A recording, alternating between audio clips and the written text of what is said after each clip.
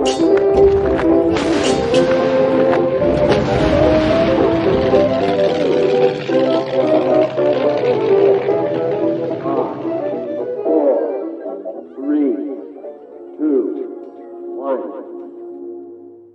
Chalke History Festival special series on history with Jackson.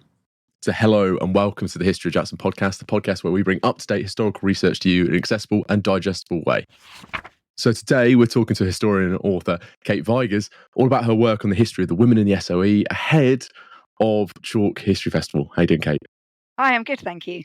I'm really excited to have you on the podcast and talk about your work and talk about what you're going to do at Chalke. I think it's really, really exciting. Oh, thank you so much for inviting me. Yeah, Chalke's incredibly exciting. Really looking forward to it. So the first question that I want to ask you, and I asked this to all the guests to come on the podcast, what inspired you to write and do your work on women in the SOE? So my main inspiration came back from my PhD. My PhD was on the same subject. And I was very conscious, certainly within F section, which is the SOE section that covers part of France, that there were some very famous household names, but there were 39 women and a lot of people didn't know who the rest of them were. And I wanted to bring those women into the main text. Somebody once said, they're always in the footnotes. Wouldn't it be nice to have them in the main text? So the idea was to utilize the archives as much as possible and to bring these women back to life, if you will, to tell their stories and to let people really get a bigger and fuller picture of SOEF section, that it wasn't just a handful of people, and to get rid of a few of the myths as well. Not all of them had brutal endings. Some of them came home, had families and lived quite normal lives. Yeah, that was the main reason, was to tell their stories and to tell them all in one book and to tell it chronologically, which I'm not going to lie was a massive challenge, but I got there in the end. I can certainly see the amount of time and research that's gone into tracking down these women, telling their story, telling the work that they've done in France, but also, as you say, I love the sentiment of taking them out of the footnotes and putting them into the main narrative, into the main story. Now, some people are listening to us talk about the SOE.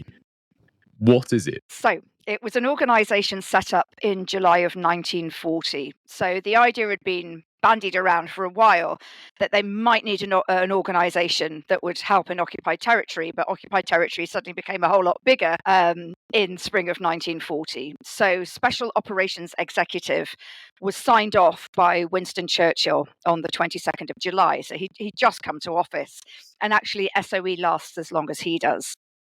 Now, people refer to it as an intelligence organisation, but it wasn't. It wasn't there for spying. There was some spying, but it wasn't its main remit. The main remit was sabotage and subversion. So they were told to assist and coordinate local clandestine activity against the occupying forces. And they did this wherever there was an occupying force, so right the way across Europe and actually into the Far East as well. I focus on Europe because our other historians doing a very good job on the Far East. So the idea was at first to train up men, to send them as agents. Now there'd be wireless operators, there'd be circuit leaders, there'd be weapons experts, to send them out to help the local resistance, to arm them, to train them, to prepare them for whenever the Allied landings would be. And, we just come out of Dunkirk. We knew that they would be going back in. When and where was still up in the air, but the resistance needed to be prepared. I think the role of the resistance is quite underplayed in this. So they needed to be ready. And then by April 42, they suddenly decide to start recruiting women as well, because men are part of a forced labour programme in occupied Europe. So men of military age get rounded up and sent into forced labour camps. Women didn't. So it was easier, and I don't mean it was easy, but it was easier for women to move around than men. So in a nutshell, that's what SOE did. They blow up factories, blow up railway lines, they cut phone lines, they cut electricity, they damage locomotives, everything to stop or slow down the German war effort as much as possible. No, thank you for that, because that's a really detailed explanation of what the SOE is, what it does, but also why it decided to recruit women. Now, going down that idea of recruitment, how did they recruit women? How did they choose the women that they had work for them? So it was hard because you couldn't put out an advert. It's not like Bletchley where you can put out a cryptic crossword and say, anyone who's really good at this, we're going to recruit you. The secret agents wanted to apply within doesn't really work. So they just kept their ear to the ground, really. Now, there are a lot of refugees or people escaping France at the fall of France. So they would keep an eye out for people who were coming in.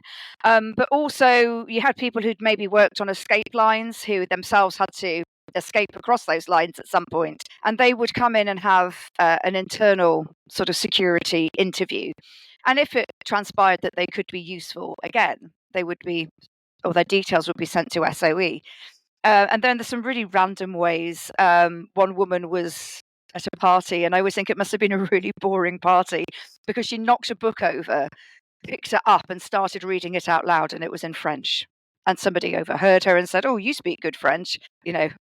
Off you pop to SOE headquarters." The Women's Auxiliary Air Force is another one because they needed wireless operators. So women who were fluent in French, good wireless operators, were going to be very beneficial. So there's a million different ways that people were recruited, and there's no set recruitment process at all. For the men, it's a bit more regimented because you've got the old boys network, but for women, that didn't exist. I think being at that party must have been incredibly interesting. Seeing that happen in real time. I think I'd pay to see that. To be honest, I just wonder what would make you pick up a book and start reading it out loud. Maybe it was a very interesting book. Yeah, party tricks, all that. Yeah, well, and how amazing that then led to her parachuting into occupied France. Yeah, it's a hell of a dinner story to give after the war. Definitely. No, you're mentioning how a lot of these women are coming out of France. They're refugees that are escaping, and a lot of them go back into France to serve as members of the SOE. Does that create any issues for them when they're in France, possibly working even in their own hometowns? Yeah, it can do. So they were given very, very strict security regulations that they had to follow. But people are human. If you bump into a friend on the street or your mother lives in that town, how on earth are you going to not go and find them or not see them? There is an account, I don't remember which agent it was, but she bumped into her brother-in-law and had to pretend that she didn't know who he was, and he was trying to recruit her into the resistance. She was like, "Well, I'm already in it because I've already been back to England, done my training, and come back again." So it was difficult, and some women really struggled not falling back into their old ways. I know Vera Lee, for example, went to her pre-war hairdressers. She went and caught up with people, and it was just such a risk. It was just such a horrible, horrible risk, not only for her, but for anyone that she contacted. Because if she was caught, the Gestapo would then start to look for who you'd been in contact with and why. And again, you've mentioned so many threads there that I want to pull on. We are going to pull on them through the episode. But you mentioned the resistance, the French resistance. How do these women work as the SOE with the Maquis, with the French resistance? They are always recruited as subordinates. There's always a male leader. So I've used the word circuit a few times just to explain that France was kind of divided up like a patchwork quilt, and each patch is a circuit, and then there's a circuit leader, a wireless operator, and a courier. All of these circuits, if we're just focusing on France, were led by men. So, and this is because France is a patriarchal society, and it's because SOE didn't really believe that women had the ability to lead this many men or to control them. That was the way it worked until circuit leaders got arrested. And if I can indulge you with one of my favourite stories, there's a lady called Pearl Witherington who was working underneath Maurice Southgate. And when he was arrested, this is a wrestler circuit. They've all got stupid names: wrestler, historian, scholar. When he's arrested, she takes over, but she sends messages back to SOE headquarters saying, "Send me a male circuit leader." And she repeatedly sends this message, and they repeatedly don't send her a male circuit leader. And in the end, she's leading about 3,700 resistors coming into D-Day. And the way she organizes them is hilarious. She divides them all into little groups, and each group's got a leader, and they all report to her each day. And she tells them to stop nicking each other's sandwiches and weapons, and they go back and don't mess with Pearl. After D-Day, the Jedburgh teams, these were teams of 3 or 4 men in uniform, but still SOE, dropped to her circuit, and she said, "What are you doing?" I've done it with through D-Day. I've been asking for months, and now you turn up. But primarily, it's women working for men. The resistors were fine. They were fine with the women being there. But it was a bit of a sexist society that they were dropping into. And I think that's a great tale of how she was able to control these men, run this unit in such an effective way, but also demonstrate that she could do it despite SOE not being that supportive of her. Yeah. Now, an interesting facet within your book that you discuss, and I can't not discuss this, to be honest, is the Geneva Convention and how the women were covered or not covered by that convention. Why was this such an important issue for the SOE to look at? So when they were training the female agents, they wanted them to train with weapons. Because if you're going to sneak around France blowing up a factory or sneak around the countryside blowing up a railway, you need to be able to protect yourself. Carrying any form of arms is obviously extremely dangerous in occupied territory, because if you're caught with it, you're clearly up to no good. You're going to get arrested no matter what.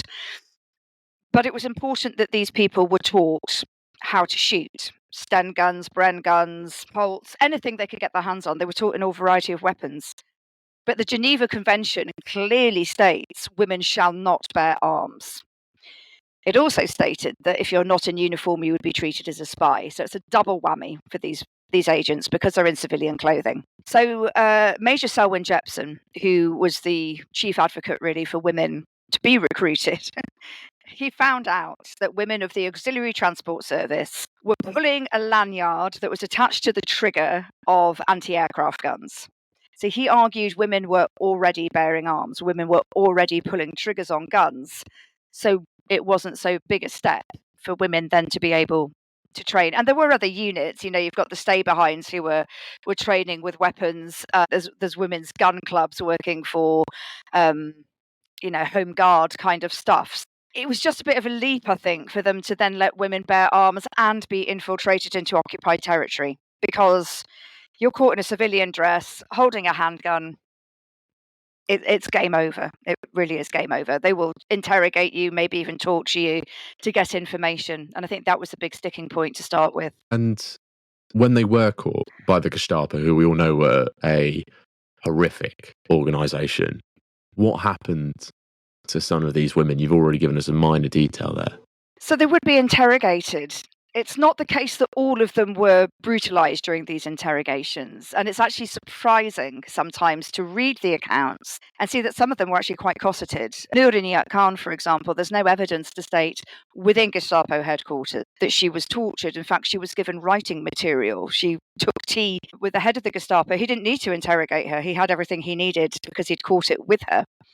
But then we get horrific accounts. Eileen Nairn, for example, called being forced into what they call the baignoire. It's a bathtub. It's equivalent of waterboarding. She was held there until she nearly drowned, pulled up, asked for more information, shoved back down again. And she actually says she was taken to a rendezvous and she was still soaking wet from the bathtub. And then we know that the Gestapo employed horrific methods of torture, electric shock, stubbing out cigarettes on people, pulling out their nails. And we know that happened to some of these female agents. So when they've got that information and the unit has been compromised, how does the SOE and the agents operate, try and get away and save themselves? But then how does the Gestapo and other German occupying forces work to disassemble those units? So an agent was requested to hold out for 48 hours. How do you hold out for 48 hours if someone's beating you up or part drowning you? But that was what they were trained in. Hold out as long as you can, because this gives the rest of the unit, the circuit, chance to disperse and go into hiding. But it's a known fact that, of course, some of them would have spoken and given names away. And perhaps the most famous breakup of a circuit is the Prosper circuit in June of 1943. I'm not saying this is because anybody spoke, because that's not the case at all. But once the circuit's been penetrated, it's by the Abwehr, it's then pretty easy to just pull the whole thing down like a house of cards. 2 Canadian agents were caught, and then another agent was caught, and then the whole thing just collapsed around them. And I've already mentioned Noura Niyat Khan. She survives a few more weeks, but then she's caught as well. So they're very, very good at penetrating the circuits. Colonel Henri, I'm trying to remember his surname, Bleicher, is pretty famous for this. He just goes into them and pulls them apart, and then turns up in their cells and says, you believed me, didn't you, when I said I wanted to fly to England and end the war, or I said I was on your side. So yeah, it's pretty intense stuff. But the German counterintelligence were very, very good at what they did. And reading your book, you can see how thorough and intense their operations were to shut down the SOE, but also how inspiring it was that a lot of these people tried to save their fellow agents, tried to work through and save their equipment and protect others, even when their own lives were in danger. Yeah, definitely. There's a real sense of closing in around whatever's going on and trying to save one another, for sure. D-Day events were also incredibly important for the Allies' effort to retake Europe and push back the Germans.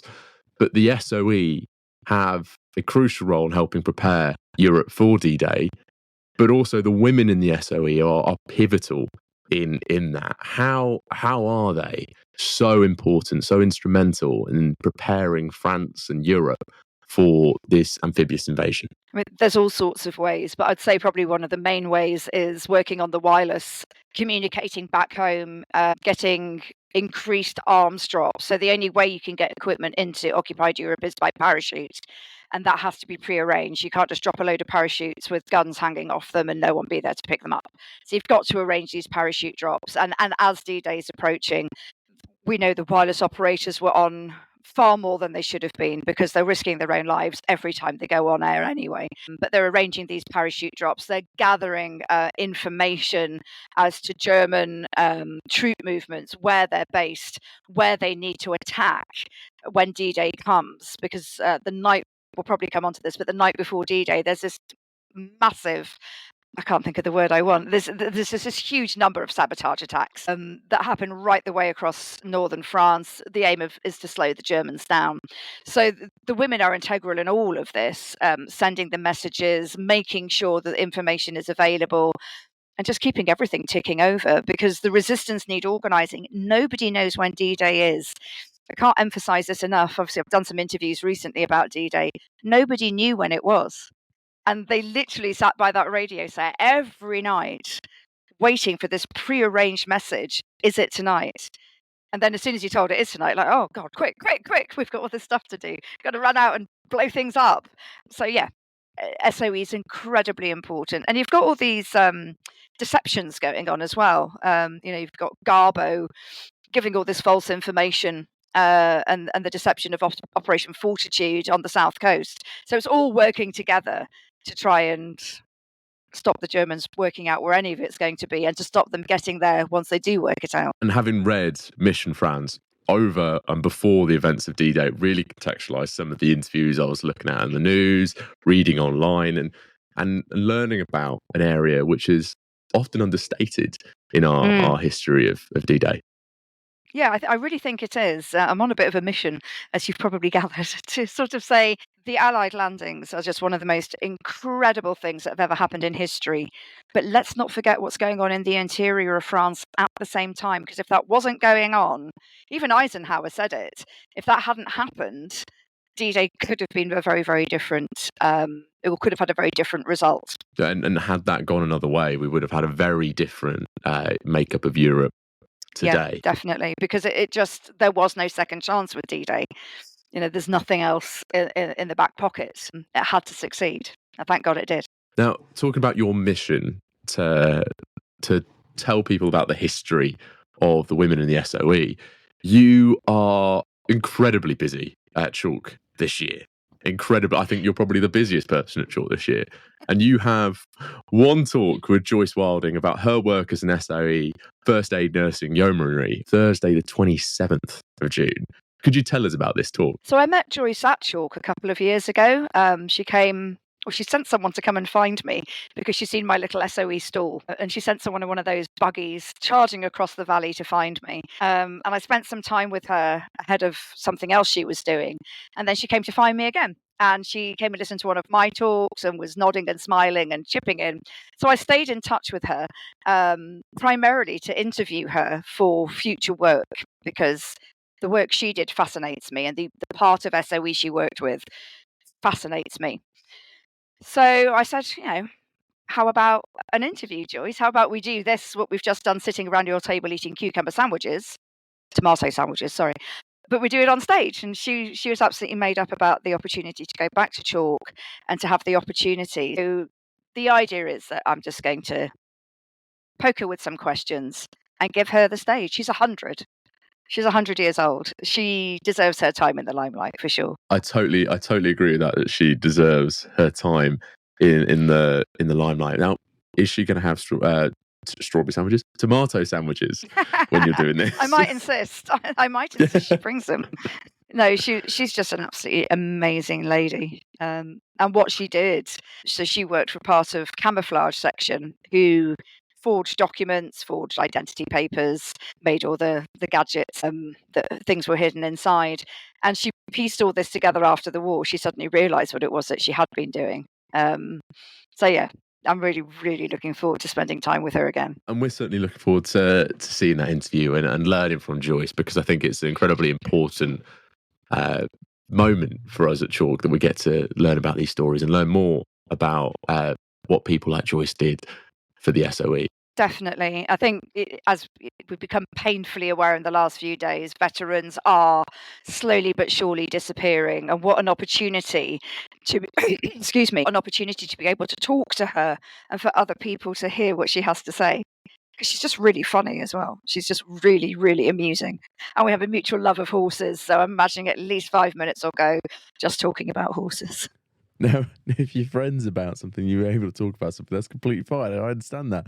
But you also have another talk at Chalke called D-Day 80, The Other Side of the Story, on Saturday the 29th of June. Why do you feel that it's important to look at this topic, particularly this year? Well, definitely with the D-Day commemorations having just been in the last few days. And of course, there's been an absolute raft. I think every historian I know has been interviewed by somebody about some aspect of D-Day that they consider to be important. I've been involved with the documentary The Unheard Tapes as well, which has caused a huge stir in the historical world for the incredible way it was filmed, really. I don't mean me, but I mean the actors. But I'm very aware, really, that we do focus a lot on what was happening in the UK and the actual landings. We talk about the beaches, the bluffs, bocage, but there's not much discussion about what the French are up to at the same time. And personally, I find this fascinating that they're hanging around their radios, as I mentioned earlier, waiting for these prearranged messages. It's part of a very famous French poem. The first line is broadcast as a standby, the second line is broadcast as an action. And when those action messages come, the resistance are off. The 960 railways are blown up, locomotives are destroyed, phone lines are cut, power cables are cut, roads are blocked. And without all of that, the Germans may well have mobilized their backups to the beaches a lot quicker than they were able to. So you've got a huge time delay of these reserves coming in. And there's also this bluff as well from Garbo that this isn't actually the invasion. This is a decoy. There's going to be another invasion. So they hold forces back. And I just feel it's part of the story that needs telling. All those civilian casualties is another thing that gets vastly overlooked. I went to Normandy several years ago, and I was very aware that there was still some embitterment as well. Of course, I hate the term celebration around something like this. There was jubilation, of course, that the liberation was coming, but it came at a great cost to the French civilians. You just can't deny it. So I feel this is an important part of the story to be told as well. And it's all part of a big D-Day theme on that day as well. So I think after I've spoken, there's going to be all sorts of exciting things going on and quite a lot of wine being poured as well, I think. Because it is a celebration in some respects. This is the start of the liberation. So, yeah, I'm looking forward to people listening to my side of it. And I'm sure there'll be certain historians who disagree with me, but that's the joy of being a historian. No, that totally is the joy of being a historian. I love that part about history, and I love that you're approaching your talk at Chalk in this way. And again, you've got another set of talks, and again, you are so busy. You're probably the busiest speaker at Chalk, and you are doing your History's Made performances throughout the week. Could you tell us about History's Made? So, to give it its full title, it's a live interpretation company. My roots go back to the Royal Armouries, where I appeared as a drama graduate with an interest in history. And they harnessed that interest in history to become a passion. And by interpreting history through talks and through drama, you can really bring it alive and you can bring people back to life. So my scripts always use first person accounts if I can find them, and diaries and that kind of thing. So basically, we're talking costumed performances. And one of the early ways I came into SOE was by doing costume performance. So she will always be at Chalk. I've said to them, you can book me as many times as you like, but the SOE agent will always be there, because that's how my love of this subject started. But I'm doing lots of other different characters as well this year, marking other anniversaries. I'm doing Fanny Duberly, who witnessed the charge of the Light Brigade, for example. And I'm also looking at the Warsaw Uprising, because, yes, it's the D-Day anniversary. Yes, it's Arnhem, but the Warsaw Uprising is very, very important to the larger narrative of the war. And it's an opportunity to bring it to people in a new way, an interesting way, and hopefully a way that they're going to remember. Now, we're really excited to watch those History Made performances from you. I think they're going to be absolutely amazing, and watching you do that with the passion that you have for your subject, it's going to be a real privilege. Now, I have a final fun question for you, Kate, as we do for everyone here on the podcast. Now, as you mentioned, you're going to be at Chalk this month, but what are you most looking forward to at the festival this year? For me, it's the gathering of historians. Not the beer tent as in for the beer, but it's, look, there's Guy Walters. Oh, look, there's Dan Snow. And the performers all coming together, because a lot of us work in the same industry, but we don't necessarily see each other because we're all over the place. So, we've got various performers coming along who it's going to be great to catch up with. And then there's lots of different organisations, through being at Chalk. I've become very involved with the Commonwealth War Graves Commission, for example, and that's literally because I met them there. And there's just loads of stuff. There's such a buzz at that place, and it's all through a mutual love of history. And I have to say, one of the things I really look forward to is hanging out with the guys at Waterstones, because they're such fun. I'm always flying up there, signing some books and flying back. First year I did Chalk, my book was bestseller. Last year it came third. So, I've got quite something to follow for myself. So I'm going to, sweet talk the people at Waterstones to push copies of Mission France. And I know they've got plenty of copies. It's just the whole thing. It's the whole atmosphere. And you just can live and breathe something that you really are passionate about for an entire week. Quite often these events are only a weekend. And just as you're getting into it, it's time to come home. Whereas Chalk, you've got 7 solid days of history. And the honey man, because I lose my voice by about Wednesday, so I need to find the honey man. No, I think that's a really lovely answer, and I totally agree with it. But that Waterstones part is really dangerous for me. I know. That's the problem. I bought so many last year. I thought, I've got a morning off. You never have a morning off at Chalk, not a chance. No, I totally agree that you never get a morning off. It is non-stop, jam-packed full of history and action and work, to be honest. But people listen to us talk about the SOE and the women of the SOE today in this episode. But how can they go and grab a copy of your book, Mission France, The True History of the Women of SOE? Just at the moment, it's gone out of print because the demand has been massive. So, they're a bit like hen's teeth at the moment. But once it's back out, Waterstones, independent bookshops really are the ones that I would always urge people to go to. But any decent bookseller should be selling it. If they're not, have a word with them. Yeah, and you can get it direct from my publishers as well, from Yale University Press. And there'll be another one on the way round about this time next year to keep an eye out for as well. Well, we'll certainly make sure there's a link for your book in the description below so people can go and grab a copy and they can go and learn more about the women of the SOE. But also, people are going to want to interact with you online and learn more about your work and keep up to date with your new book. Where can they go to learn more from you, Kate? So online, I have a website, either History's Made or there's a Kate Vigurs website too. I'm pretty active on Twitter or whatever it's called now, X. So at historical_Kate, I tend to update on there quite a lot.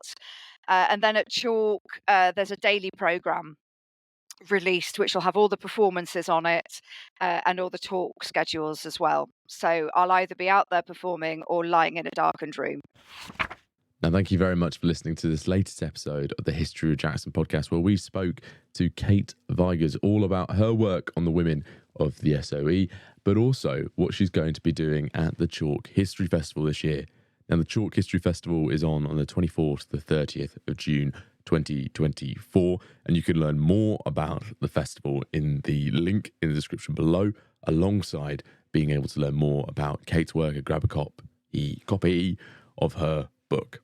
Now, next week, we are beginning our coverage of the Chalke History Festival. I hope you are looking forward to learning more history than you've ever heard and getting more content than you've ever had from History with Jackson. If you want to continue to support us to do what we do best, consider heading to the Buy Me a Coffee profile in the description below or subscribing to History of Jackson Plus on Apple Podcasts, because you are going to have a world full of content heading your way very soon. Thank you very much for listening to this episode, and I'll talk to you all next episode.